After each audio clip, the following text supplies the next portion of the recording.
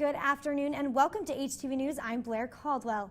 Our top story this week, some drama in Huntington over wind energy. I met with the group Huntington County Concerned Citizens to talk about their frustrations with the potential wind turbines. Take a look. Last Friday, members of Huntington County's Concerned Citizen Group met to discuss their problems with the proposal of a wind energy farm coming to Huntington County. The current ordinance, set in 2009, states that a turbine could go up just 1,000 feet from a homeowner's property line. What we're wanting to do is just open up the ordinance, have our commissioners and Plan Commission look at this 2009 ordinance that was put into place and review it and have a fair ordinance. The CCC's biggest concern is that wind turbines could pop up in your backyard or also in fields like this across Huntington County. We want as a minimum as a half a mile from the property line of a non-participating person. They also see many other negatives to the wind turbines. How much energy does a wind turbine create when the wind is not blowing? We therefore have a dilemma. And thousands of bats have been picked up dead from fields in areas where the turbines are. The turbines coming in is not going to be a direct benefit to Indiana or Huntington County. You're going to hear a lot about how many jobs are going to be created. You're going to hear a lot about how many millions and hundreds of millions of dollars are going to come into our county. It's all hogwash. It's all exaggeration by a company who stands to make millions off of federal subsidies. Apex, the company in charge of the proposed plans, does believe that wind energy would benefit the community. They could not meet with me on camera, however, but community members say that it's smartest to become educated before making a final decision. I am in the process of learning, and that's what it's all about. The city commissioners will hold a public forum this week to allow discussion on what the city should do. Reporting in Huntington, Blair Caldwell, HTV. In campus news, we follow up on a story we've covered before. Huntington's Agriculture Advertising Committee, known as Hoosier Grown, officially made the top 3 finalists in a statewide contest. The team of 7 beat out 33 other teams from universities across the state, like Purdue and Notre Dame. Now Hoosier Grown will take on finalists from the University of Indianapolis and the University of Southern Indiana. After spring break, HU's team will head to Indy to present their 45-minute campaign to judges at the State House.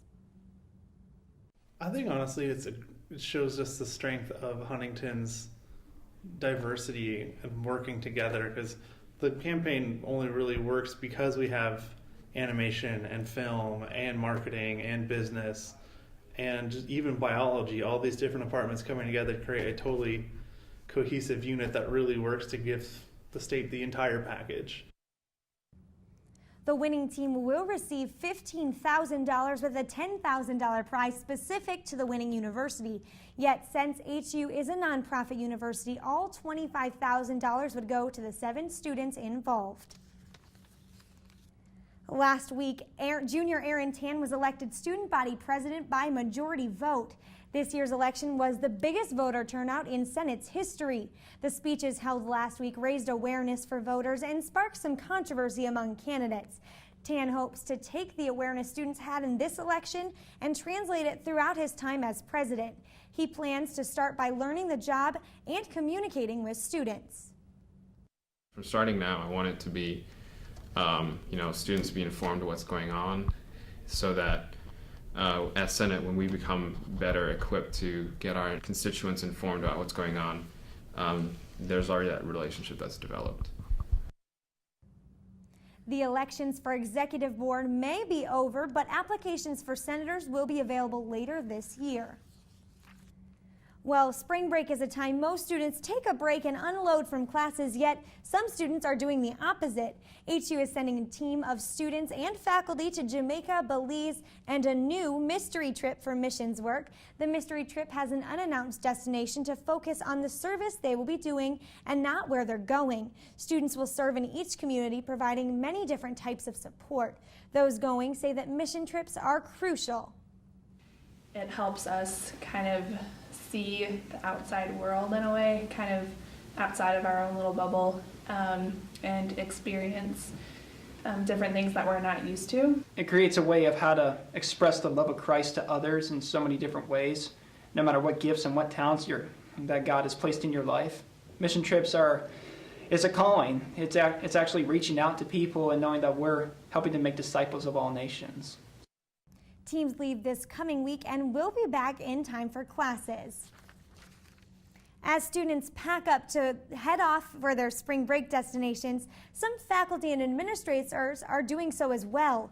Dr. Luke Fetters, director of the Institute for TESOL, and Associate Director Shoshana McKinney will head to China this weekend in hopes of increasing student enrollment at HU. Both have spent many years building relationships with different schools throughout China. Dr. Sherilyn Emberton will join them by going to 7 different schools to discuss a partnership that would send their students to HU for higher education.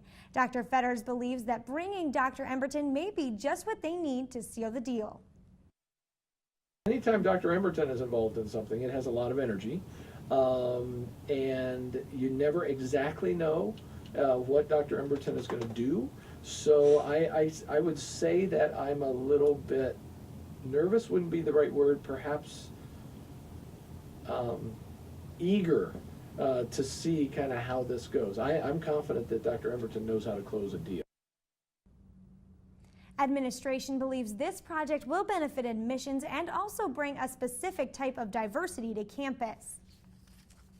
Well, just a few days separate you from spring break, so let's take a look at what kind of weather you'll be traveling in, and hopefully we're moving away from all that snow and into warmer weather, brighter days, that sort of thing. So let's take a look at your weekend weather here.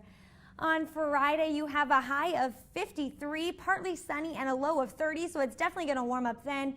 On Saturday, the warm will continue with a high of 48, low of 22, another partly sunny day. And Sunday, the clouds will return, a high of 31, low of 15, so getting a little colder. But the start of the week looks pretty nice here. The start of the weekend, I should say, looks pretty nice here.